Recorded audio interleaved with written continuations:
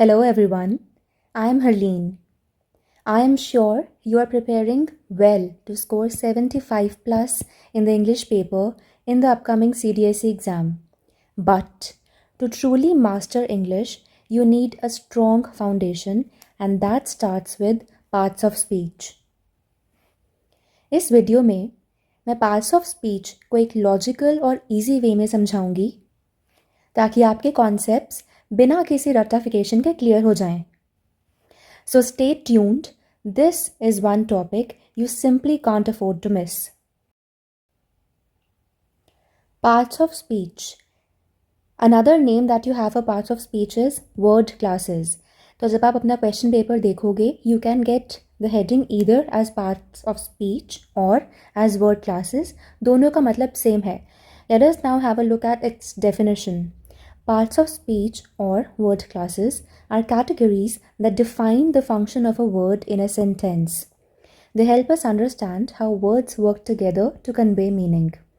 The main parts of speech include nouns, pronouns, verbs, adjectives, adverbs, prepositions, conjunctions, interjections, each serving a unique role in the structure of a sentence. Let's say आपके पास एक sentence है, उसमें 4 words हैं. अब ये हर word कोई ना कोई पार्ट ऑफ स्पीच को बिलोंग करता है. So we'll see how to approach these questions, and before we get started you can get to see as many as 10 questions from this topic in your paper. This means ये बहुत important topic बन जाता है if 10 out of 120 questions belong to this topic. Now this is an example from CDSE question paper itself. Let's see how questions are asked. So directions में each of the following sentences has a word or words underlined. Read the sentence carefully and find which word class. So यहाँ पे parts of speech की जगह we have used word class. The underlined word or words belongs or belong to. Indicate your response on the OMR accordingly. So let's say ये 2 आपको questions दिए हुए हैं. You can see that one of the words in the sentence is underlined.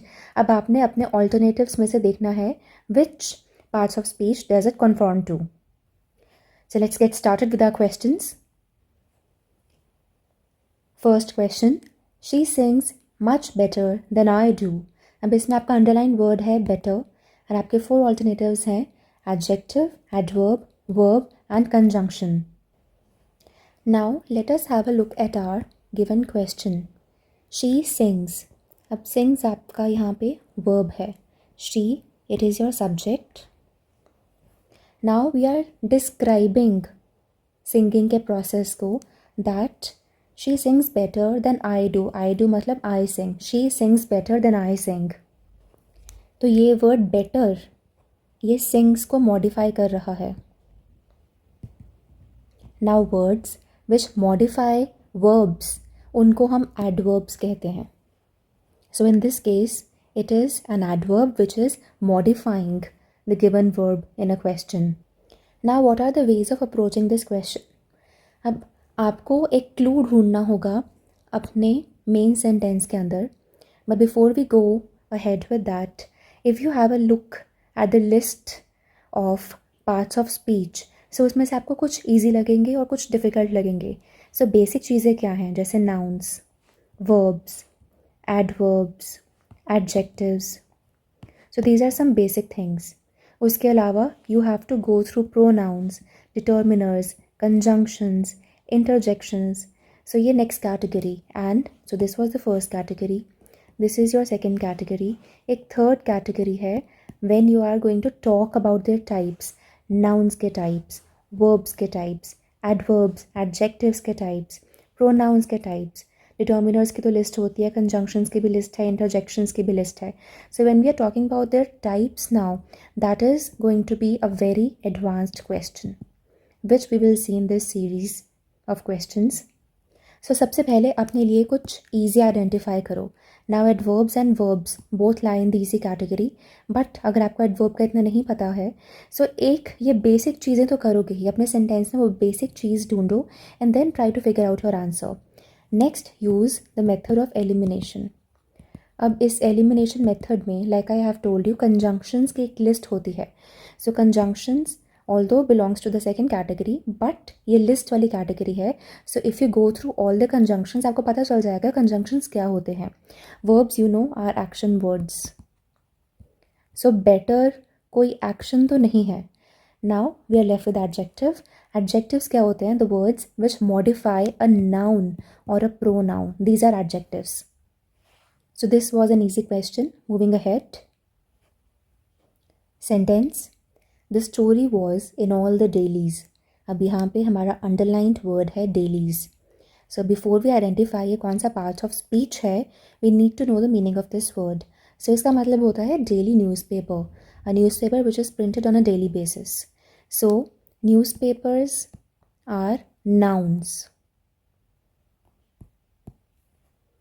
Newspapers, magazines, journals, diaries, ये सारे nouns हैं. So ये तो बहुत ईजी क्वेश्चन था. You can clearly see that our first option is noun. Adjective and adverb I have already explained. Adjectives, words which modify a pronoun or a noun.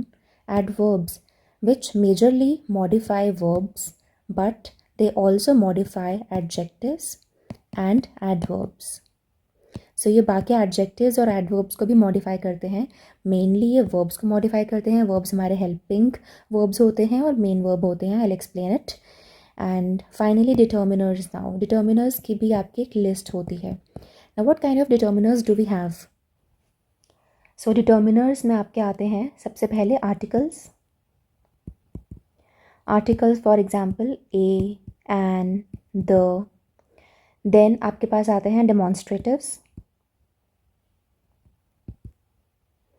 So demonstratives or demonstratives, these are words like this, that, these, those. फिर आपके आते हैं possessives. Possessives क्या होते हैं? Words like my, your, our, his, her, its, their. फिर आपके आते हैं indefinite adjectives.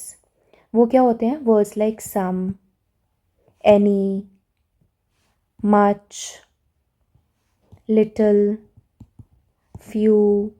और फिर कुछ और वर्ड्स जैसे all, each, every. सो ये सारे वर्ड्स आपके डिटर्मिनर्स की कैटेगरी में आते हैं. So all the options are now clear to you. Nouns क्या होते हैं? Nouns are words which tell us about a person, about a place, about a thing और अबाउट एन आइडिया. सो इसमें category होती है proper nouns, common nouns, concrete nouns, abstract nouns, countable, uncountable, collective nouns. So we have categories of nouns. So that question can also be framed कि कौन से category को ये particular noun belong करता है. So that becomes a much more difficult question जो आपके third category में फॉल करता है, like I told you. Question, smoking is injurious to health. अब इसमें अंडरलाइंड वर्ड है smoking. If you have a look at your options, आपको काफ़ी नए से ऑप्शंस दिखेंगे. Participle, infinitive, gerund, verb. So before we answer the question, let us understand इन सब का मतलब क्या है. Let us start with participle. अब participle कौन से words होते हैं? ये होते हैं verbs जो कि एक adjective की तरह फंक्शन करते हैं. And if you remember adjectives क्या होते थे? Adjectives are words which modify a noun or a pronoun. So इसमें आपका present participle, past participle, perfect participle हो सकता है. I will give you an example. Let's say the smiling child waved at me. So सबसे पहले अगर तो ये एक नाउन या फिर प्रोनाउन को मॉडिफाई कर रहे हैं, यू नीड टू आइडेंटिफाई आपके सेंटेंस में नाउन या फिर प्रोनाउन कौन सा है. So our child is the noun in the given sentence. So smiling, अब स्माइल करना is a verb, but smiling here जहाँ पे हमने ing को इस तरीके से यूज़ किया है दैट इट इज़ मॉडिफाइंग और telling us more about the noun. Noun is child. कैसा चाइल्ड? हंसता हुआ बच्चा. So it is not a verb now, it is an adjective which is further made from the category of verbs, जिसको आप participles कहते हो. This is not the answer, I'm just explaining here. So this is an example of a participle जो एक verb से derive होता है but उसका role adjective की तरह use होता है. Now next you have infinitives. Infinitives कौन से words होते हैं? जब भी आपके पास एक verb हो and it is used in its root form. Root form क्या होती है? Without adding anything like ing or ed, past, present, ing कुछ भी. उसके साथ जब आप to use करते हो, that is called infinitive. For example, to eat, to run. You see now in your question, you do not have to. So clearly infinitive is not an answer. Next, we have gerunds. Again, ये verbs होते हैं which end in ing. Again, ये verbs से ही derive होते हैं, but इनका function as noun होता है. Like participles verb से derive होते हैं, function as adjective होता है, इनका function as a noun होता है in a given sentence. So for example, swimming is my favorite activity. So यहाँ पे swimming subject है एक sentence में. So subject जो एक sentence में होता है, that is a noun or a pronoun in the given sentence. So इस case में it is a noun. Swimming is my favorite activity. Another example, she enjoys reading novels. So यहाँ पे reading is an object for enjoys. So this is an example of a gerund. Now have a look at the sentence given in the question. Smoking is injurious to health. अब आपको लगेगा कि ये ing है, ये verb होना चाहिए, तो ये verb नहीं है. You have seen how verbs उससे अलग category of part of speech बन जाते हैं, participle and gerunds. So this answer is gerund. यहाँ पे it is a noun. Smoking here is a noun, although it is an ing word, but it is acting as a noun in the given sentence. So your correct answer is gerund.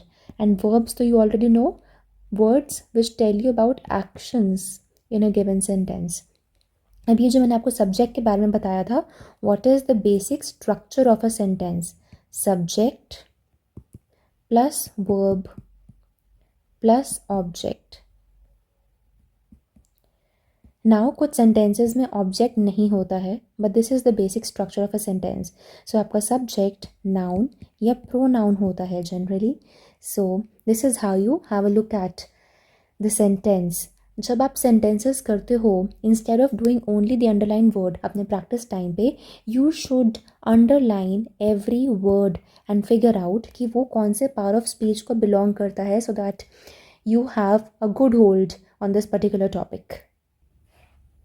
Question, what made you choose the one rather than the other?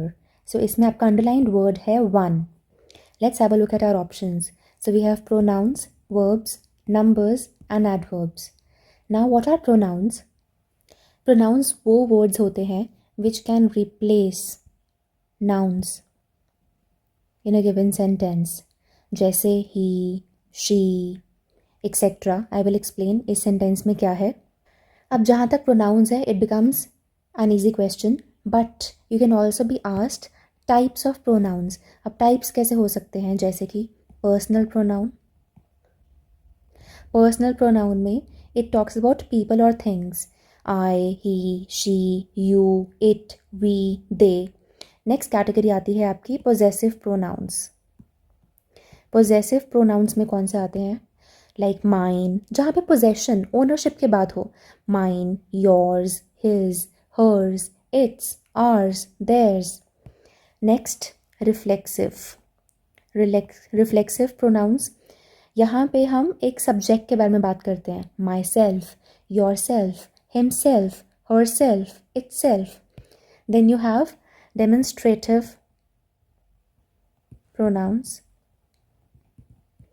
जैसे कि we have already talked about demonstratives, this, that, these, those, when they are used as a pronoun. Interrogative, relative, indefinite, distributive. So ये सारी categories of pronouns हैं, but the main thing is that they should replace noun in a given sentence to be able to become a pronoun. Verbs, I have already told you, action words in a given sentence.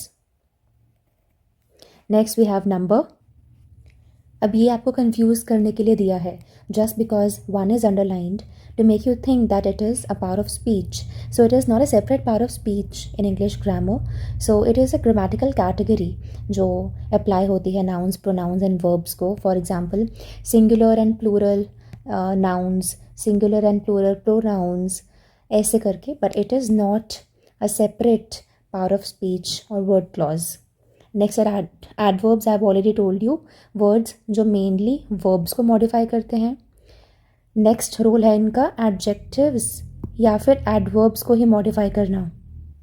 अब इस question में one, it is used to replace a noun that is already known from the context. मतलब like I told you, हम nouns को replace करते हैं, वहाँ पे प्रोनाउंस यूज़ करते हैं. Let's say I will give you a question, sentence ले सकते हैं. Let's say, what made you choose, made you choose the one. इसमें हम फ़ोन की बात करते हैं. The one phone rather than the other phone, than the other bracket में phone I write again just to make you understand. So this means इससे पिछले sentence में we must have talked of phone, but instead of repeatedly writing phone in our sentence again, we have replaced it with another word. और वो word क्या है? One. Other. So यहाँ पे we have replaced one in the sentence. Similar question आपको यहाँ पे पूछा हुआ है. So you don't know which exact noun have we replaced. It could be a book, it could be a dress, anything. What made you choose the one rather than the other? So here it is being used as a pronoun, a word which is replacing a noun. Verb ये हो नहीं सकता, those are action words. Number ये 1 2 3 वाला number नहीं है. So it is not a series of numbers. आपको confuse करने के लिए ये डाला है. Adverb नहीं है because it is not modifying any verb, not modifying adjective or adverb. So you've got your answer by both the methods. One, खुद से identify करना. Second, by elimination. I have always been reiterating on the point that आपको अपने options को eliminate करना है. And to be able to do that, जो मैंने आपको 3 categories बताई हैं, उनमें से first 2 categories you should be very sure of, ताकि जो थर्ड कैटेगरी के कॉम्प्लेक्स चीज़ें वो MCQs में डाल दें, you should be able to eliminate those. Question, there is still some water in the bottle, underlined word is some. अब options क्या हैं? Adverb, conjunction, determiner and verb. So इसमें से now you are well versed with adverb and verbs. Verbs action words, adverbs जो हमारे verbs, adjectives and बाकी adverbs को modify करें. So now you need to understand conjunction and determiner. Determiner I had explained to you in one of the questions. So आपको एक list of words बताई थी मैंने. Now you need to understand conjunctions, determiners, interjections. So let's start with conjunctions. सबसे पहले तो ये joining words होते हैं. Now which are those joining words? So you have words like for, and, nor, but, or, yet, so, after, although, as, because, before, even though, if, since, though, unless, until, when, where, while. Then आपके पास कुछ correlative conjunctions भी होते हैं जिसमें you have more than one in a sentence. जैसे both, कुछ words followed by and, either, some words followed by or, neither, some words followed by nor, not only, some words followed by but also, whether or, then however, therefore, moreover, nevertheless. Then आपके पास ये types होती हैं: coordinating conjunctions, subordinating conjunctions, correlative and conjunctive adverbs की category. So these are connecting words. Now determiners. So I have told you articles में क्या आता है, a, an, the. Then आपके पास आते हैं डेमोन्स्ट्रेटिव्स, उसमें क्या आता है, this, that, these, those. Then आपके पास हैं पोजेसिव्स, उसमें आता है my, your, our, his, her, its, theirs.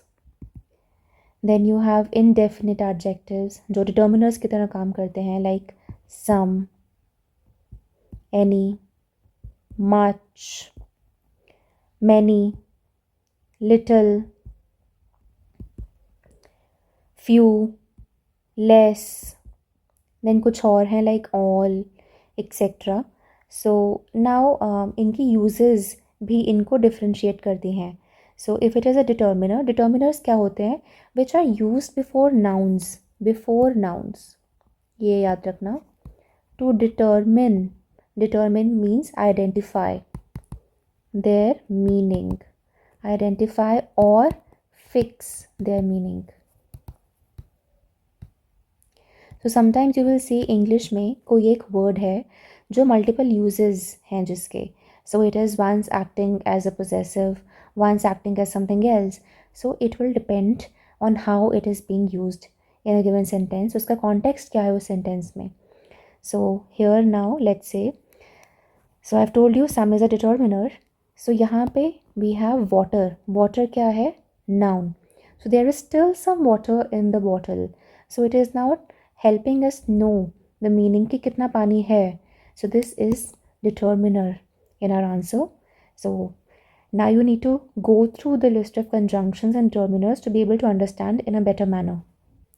so you will see कि कुछ words are both functioning as determiners and conjunctions. so इसका आंसर आपके सेंटेंस पे डिपेंड करेगा.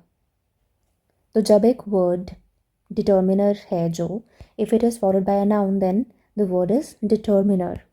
कंजंक्शंस जब आपके पास, let's say I will give you an example of either neither. so if I say neither book is interesting, so it is being followed by book. so उसको modify कर रहा है. so here it is a determiner. now if I say neither John nor Peter was present, so in this case it acts as a correlative conjunction. next question. hooray, we have won the match.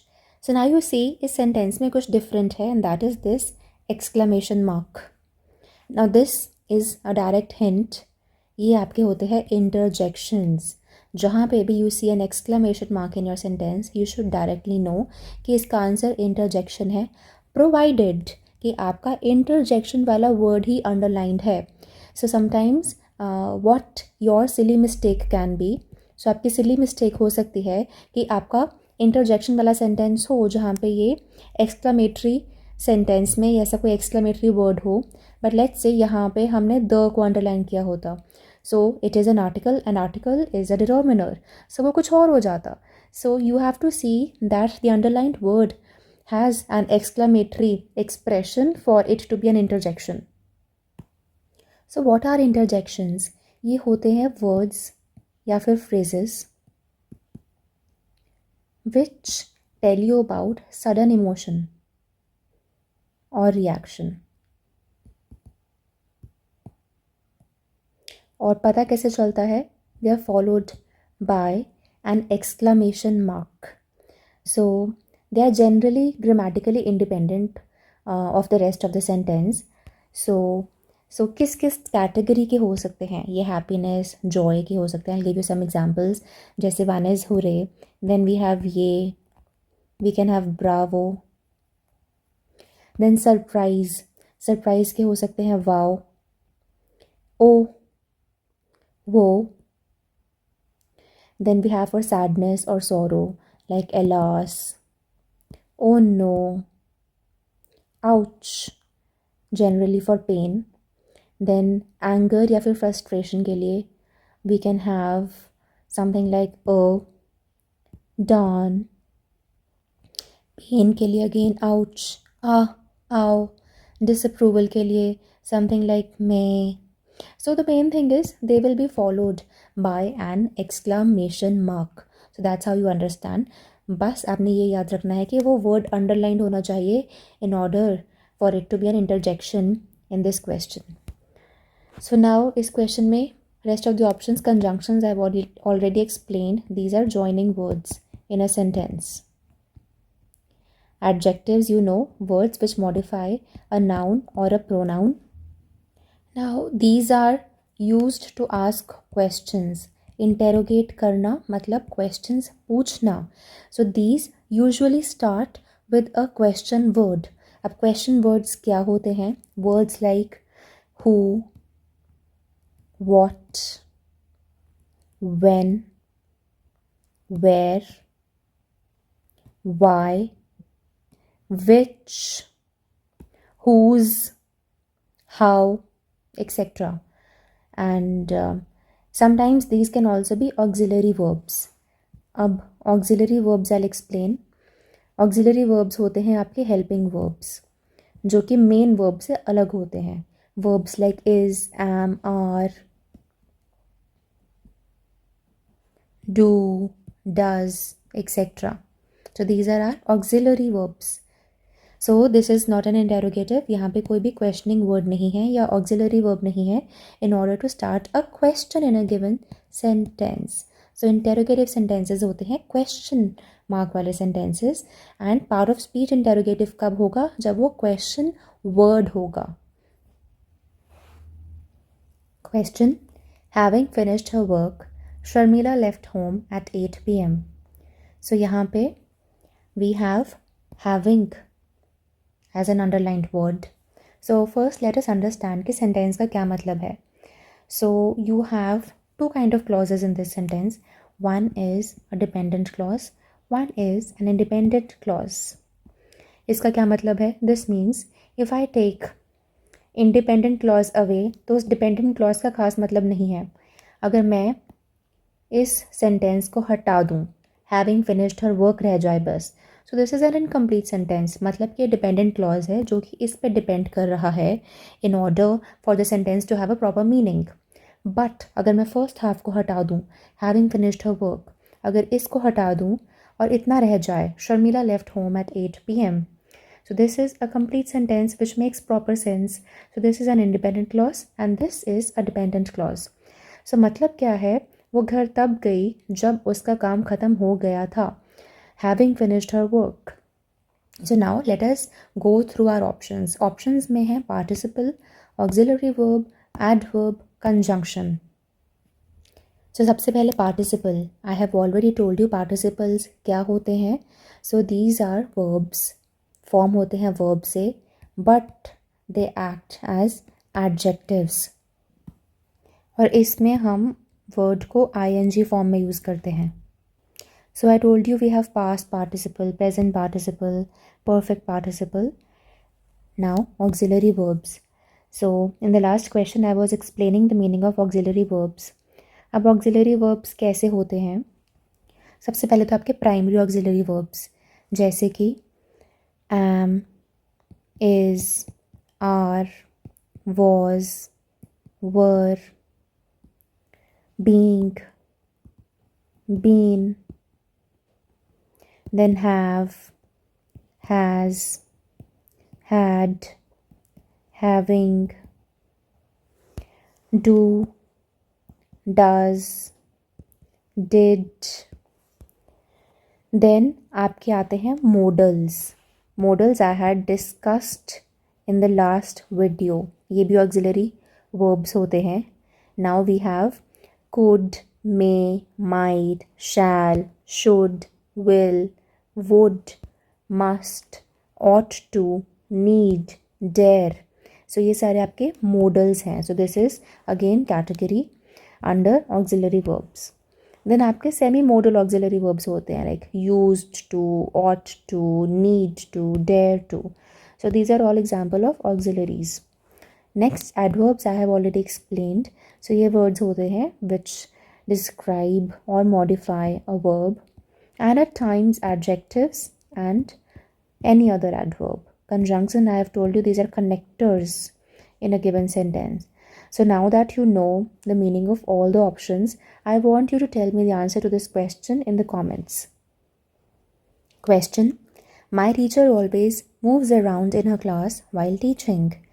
Now let us understand. इस sentence में we are describing, हमने around को underline किया है. This means हम describe कर रहे हैं how the teacher is moving in class. So move is the action word here. So action word क्या होते हैं? These are verbs. You already know. So it does not name an object or perform an action. वो modify कर रहा है उस verb को. This is modifying this verb. So this means you already know जो words verbs को modify करते हैं वो adverbs होते हैं.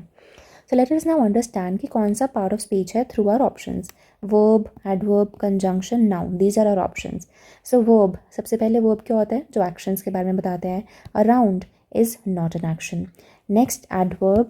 So we already know that this is an adverb because it is modifying this particular verb. कैसे move करते हैं teachers? How does that teacher move around in the class?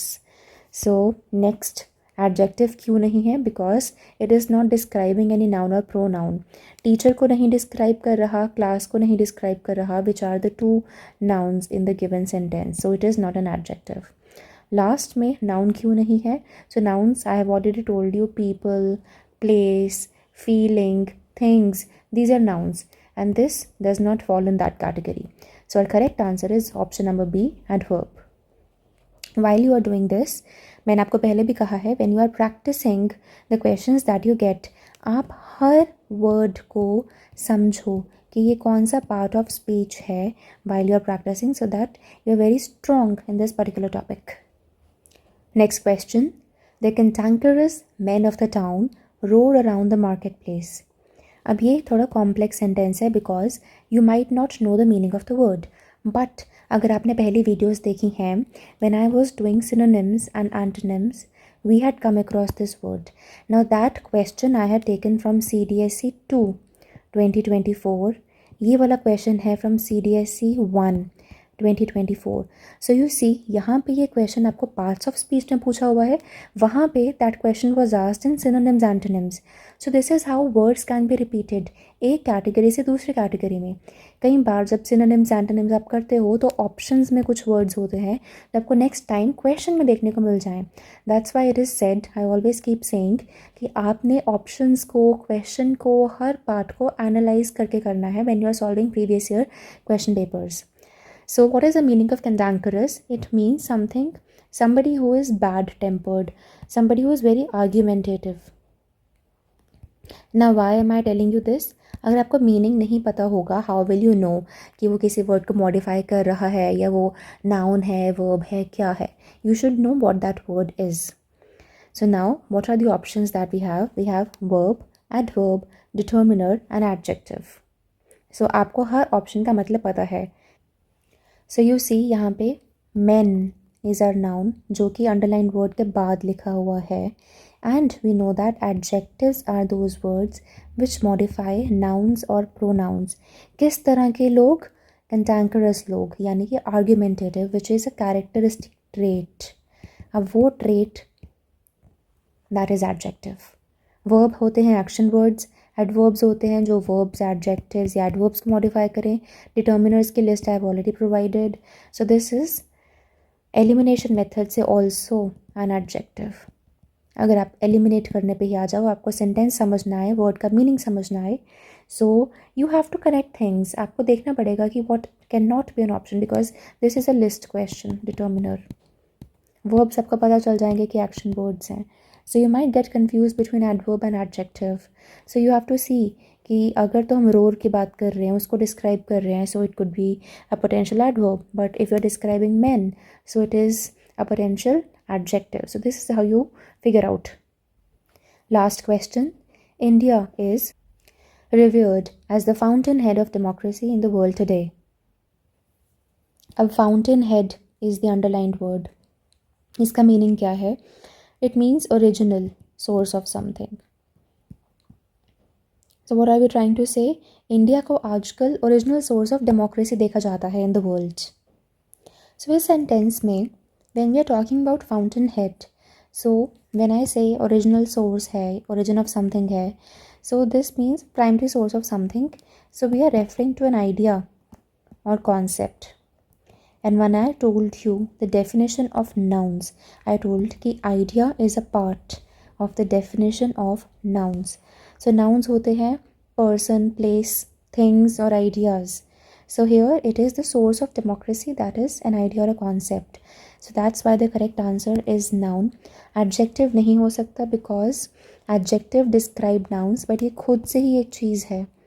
Adverb नहीं हो सकता, दे मॉडिफाई वर्ब्स, एडजेक्टिव्स और other adverbs, but इनमें से ये कुछ नहीं है. Interjection, you already know interjections क्या होते हैं, जहाँ पे आपको एक्सक्लेमेटरी मार्क दिखता है, एक्सक्लेमेशन का मार्क दिखता है. So final answer is that it is a noun. It was an easy question. So you have got a fair idea कि आप पार्ट्स ऑफ स्पीच को कैसे अप्रोच करते हो. So one thing that I always keep saying is eliminate your methods. Second is अपने sentence को break down करो, break it into parts and then see कि आपको मीनिंग पता चल रहा है. 1, look at the meaning. 2, see what is familiar to you, कौन से पार्ट ऑफ स्पीच आप आइडेंटिफाई कर सकते हो, and then go to the one that you have been asked in the given question and then correlate it with the options that you have with that list I told you. First category, second category and third category. ये दोनों करनी बहुत important है. Third category questions are little difficult questions. For those questions आप इन first और second वालों के parts देख लीजिए. I have tried to explain those parts here in the video also, but you also go through that. Reflexive pronoun क्या है, possessive pronoun क्या है. I have already provided that list here in this video also. So it becomes a very easy question. अगर आप देखने पे आओ, ये जो 10 question है, it can fetch you marks. सारे 10 questions आपके सही हो सकते हैं if this one thing you are aware of and that is part of speech. Practice करने का तरीका यही है. Previous year questions, mock tests are very important for this. Understanding आप कैसे परफॉर्म करते हो.